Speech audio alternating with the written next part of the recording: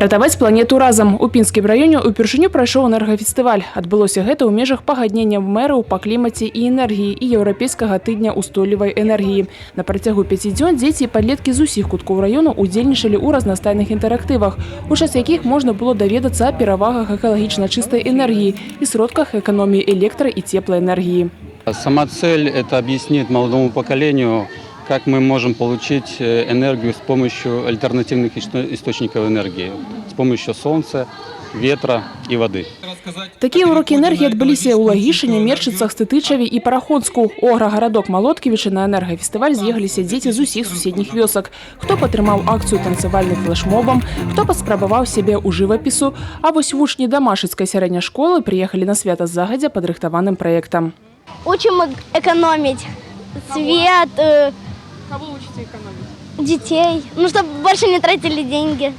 И там свет, интернет.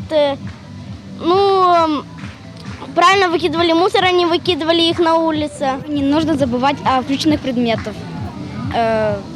Если ты, например, куда-нибудь уходишь, нужно выключить его. Проблема экономии, я думаю, она и в быту актуальна, и книг очень много на эту тему. В библиотеке мы об этом тоже разговариваем с детками, как можно экономить энергию.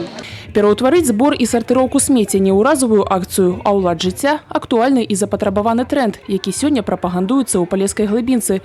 Тым больш, што падставы для гэтага істотныя. Мясцовыя сметнікі перапоўнены забруджанай другаснай сыравінай. Мы хотим, чтобы изначально каждый житель, домовладелец разделял отходы у себя дома отдельно.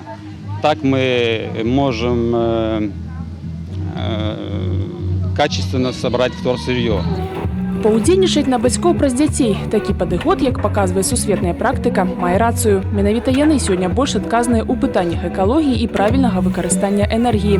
Ініцыятары энергафестываля спадзяюцца, акцыя стане традыцыйнай, а гэта значыць, што яшчэ больш дзяцей і дарослых далучацца да экакультуры. Тацяна Будгусаім, Дзена Мічук, Александр Дзячэнка, тэлерадыёкампанія «Брэст».